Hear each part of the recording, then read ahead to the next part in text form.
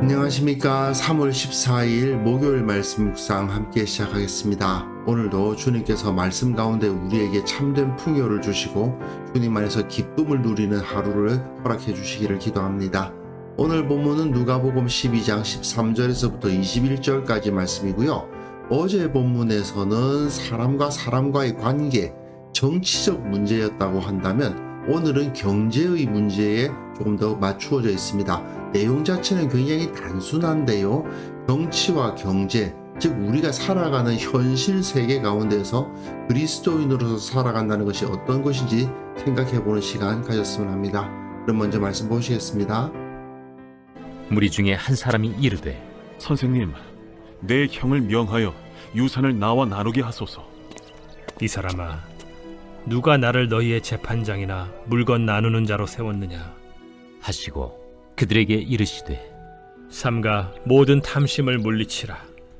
사람의 생명이 그 소유의 넉넉한 데에 있지 아니하니라. 또 비유로 그들에게 말하여 이르시되, 한 부자가 그 밭에 소출이 풍성하매 심중에 생각하여 이르되 내가 곡식 쌓아둘 곳이 없으니 어찌할까 하고, 또 이르되 내가 이렇게 하리라. 내 곡간을 헐고 더 크게 짓고 내 모든 곡식과 물건을 거기 쌓아두리라. 또 내가 내 영혼에게 이르되 영혼아, 여러 해 쓸 물건을 많이 쌓아두었으니 평안히 쉬고 먹고 마시고 즐거워하자 하리라 하되, 하나님은 이르시되 어리석은 자여, 오늘 밤에 내 영혼을 도로 찾으리니 그러면 내 준비한 것이 누구의 것이 되겠느냐 하셨으니, 자기를 위하여 재물을 쌓아두고 하나님께 대하여 부요하지 못한 자가 이와 같으니라. 누가복음이 우리에게 가르쳐주는 제자의 삶에 대해서 우리가 이 예루살렘으로 가는 길 단락을 통해서 배워갈 수가 있는데요. 특히 누가는 정치, 경제, 이런 현실적인 문제에 대해서 상당히 관심이 많습니다. 특히 그 세상에서 계층적 장벽, 그러니까 수직적 장벽이죠. 높은 사람이 있고 낮은 사람이 있고, 또 수평적 장벽, 서로 파벌이 만들어지고, 우리는 유대인, 너네는 이방인, 우리는 바리새인, 너네들은 사두개인, 이런 식으로 서로를 나누고 차별하는 그러한 모습들에 대해서 문제의식을 가지고 있고, 그리스도의 복음 안에서 이 모든 문제가 해결된다는 것을 가르칩니다. 기존 질서는 언제나 차별하고 누가 높냐, 누가 낮냐, 누가 우리 편이냐를 따지지만, 예수 그리스도의 복음은 이런 계층이나 파벌 문제를 뛰어넘는 것이죠. 그러다 보니까 선한 사마리아인의 비유를 통해서 유대인과 사마리아인의 갈등, 마르다와 마리아 이야기를 통해서 남녀 갈등, 이런 차별과 갈등을 타파하고 하나가 되게 하는 것이 바로 복음인데, 오늘 본문에서는 이 경제적 차이의 문제와 관련이 되어 있습니다.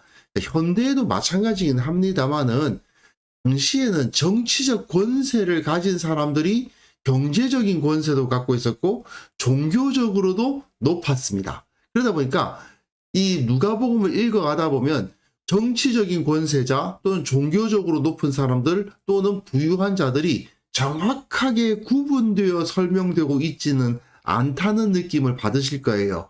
결국은 종교적으로 높은 사람들이 정치적으로도 힘이 있고 돈도 가지고 있으니까, 어제 본문에서는 종교적 기득권자임과 동시에 또한 정치적 힘을 가진 사람들, 그리고 그 정치적인 여러 가지 일을 했던 바리새인과 같은 사람들에 대한 경계가 있었다면, 오늘 본문에서는 이 재물의 문제에 대해서 다루고 있는 겁니다.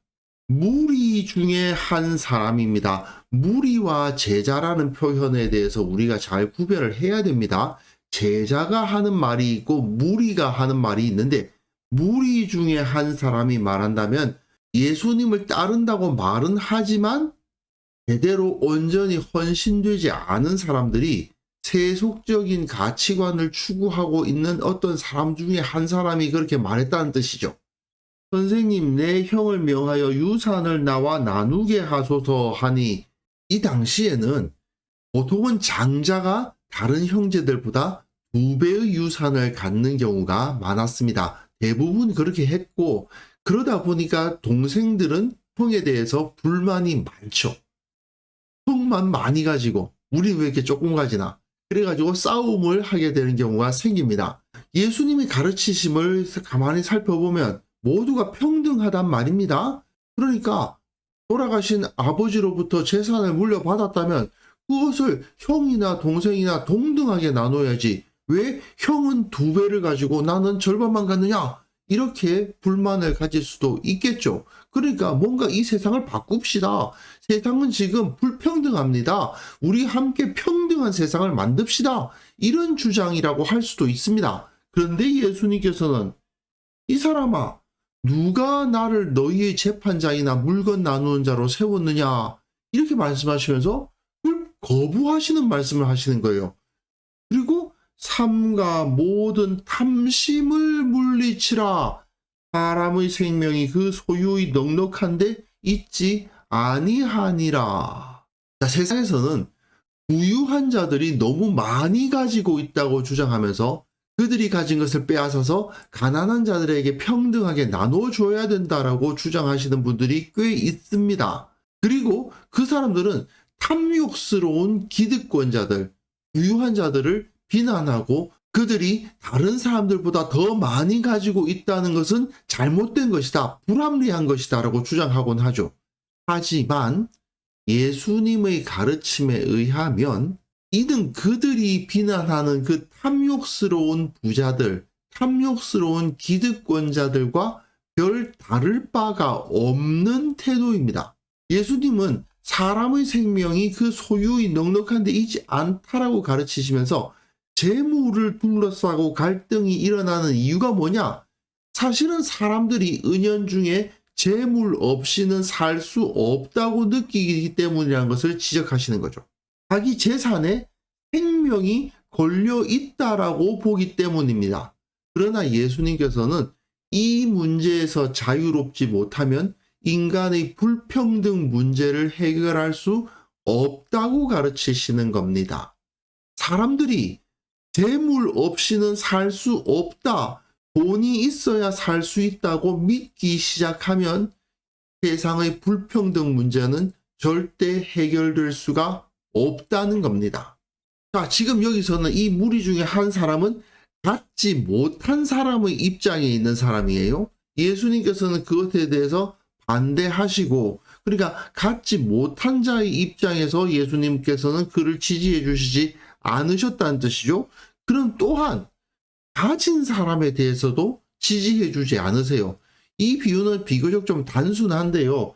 한 부자가 밭에 소출이 풍성해서 심중에 생각하여 이르되 곡식 쌓아둘 곳이 없으니 곡간 헐고 더 크게 짓고 내 모든 곡식과 물건을 거기 쌓아두리라. 내가 내 영혼에게 이르러 영혼아, 여러 해 쓸 물건을 많이 쌓아두었으니 평안히 쉬고 먹고 마시고 즐거워하자 하리라 하되, 곡간 헐고 더 크게 짓자는 거죠. 지금 내가 곡간을 갖고 있는데 이 곡간을 헐어버리자, 그리고 다시 더 크게 짓자, 이런 생각을 했다는 겁니다. 그러나 하나님은 어리석은 자여, 오늘 밤에 내 영혼을 도로 찾으리니 그러면 내 준비한 것이 누구의 것이 되겠느냐. 결국 간단하죠. 아무리 재물을 많이 쌓아 놓는다 해봤자 그 재물을 그가 다 누릴 수 있다고 말할 수 없다는 겁니다.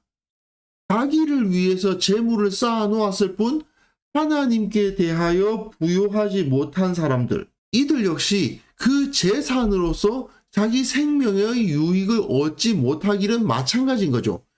앞에서 형과 재물을 나누게 해달라고 한 사람과 반대의 상황이죠.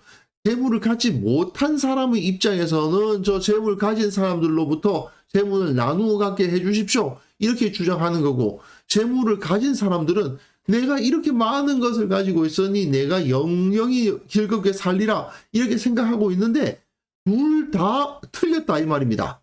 결국 재물을 많이 가지나 재물을 갖지 못하나 그 생명과는 아무런 관계가 없다, 이렇게 선언을 하시는 거죠.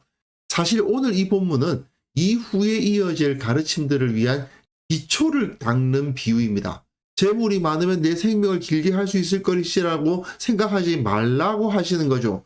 이 재물 문제에서 자유롭지 못한 자는 하나님 나라를 누릴 수가 없는 겁니다. 사람들은 조금 더 가지면 행복할 거라고 생각합니다. 그리고 많이 가진 사람들을 보면서 저들의 것을 빼앗아 나눠주면 모두가 행복할 수 있다. 공평하고 정의로운 사회를 만들 수 있다고 생각하는 거죠. 어리석은 착각입니다. 이 문제 자체에서 떠나야 해요. 많이 가지면 행복하고 적게 가지면 불행하다는 그 생각 자체에서 완전히 초월하지 않으면 인간이 진정한 행복을 누릴 수가 없는 겁니다. 결국 가난한 자들이 주장하는 공평과 정의는 약탈과 폭력을 정당화하는 이데올로기로 전락하고 마는 거예요. 또한 이렇게 많은 재물을 내가 쌓아놓았으니 이제 나는 행복할 거야 라고 생각하는 것도 어리석은 착각에 불과하다는 것이죠. 결국은 많은 재물을 쌓아놓았으니 이제 나는 행복할 거야 라고 생각하는 사람이나 저 사람은 많은 재물을 쌓아놓았으니 행복하겠지. 나는 재물이 없으니까 불행해. 이렇게 생각하는 사람이나 결국 똑같아요. 둘 다 어리석고 하나님의 풍요로움을 누리지 못하기는 마찬가지인 겁니다. 세상의 빈부격차를 타파하는 근본적인 방법은 부자의 재물을 빼앗아 가난한 자들에게 나눠주는 것에 있지 않고요.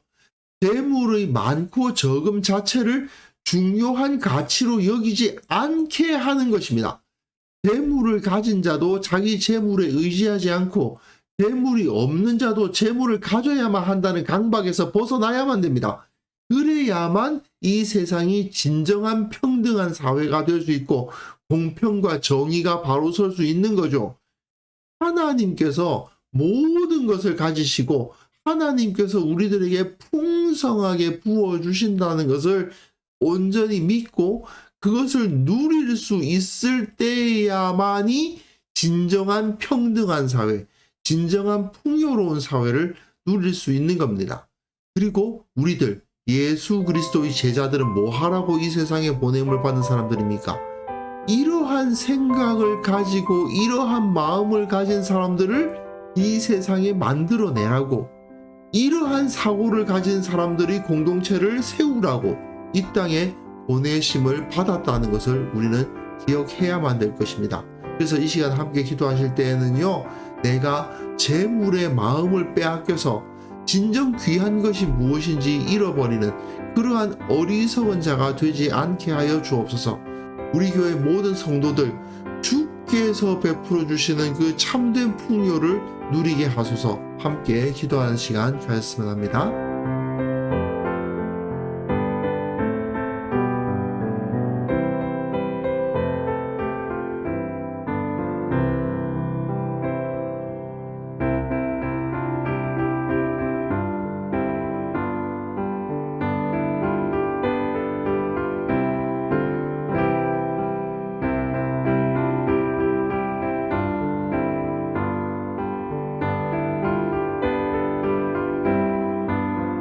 하나님 아버지, 우리가 세상 재물의 마음을 빼앗겨 진정 귀한 것을 잊어버리는 그런 어리석은 자가 되지 않아야 되겠사오니 주여 붙들어 주시고 하나님께서 베풀어 주신 참된 복을 누리고 그 안에서 기쁨을 누리는 자들이 다 될 수 있도록 도와주옵소서. 우리 교회 성도들 주님 안에서 참된 풍요를 누리는 자들 다 될 수 있도록 도와주시고 주님 안에서 부한 자도 없고 가난한 자도 없고 이들이 모두 주님의 백성이요 주님의 자녀라는 사실을 느끼는 그러한 공동체가 되게 하여 주옵소서. 이 한국 교회를 위해서 기도합니다. 한국 교회가 세상의 신을 섬기는 어리석은 모습에서 완전히 벗어나게 하옵소서.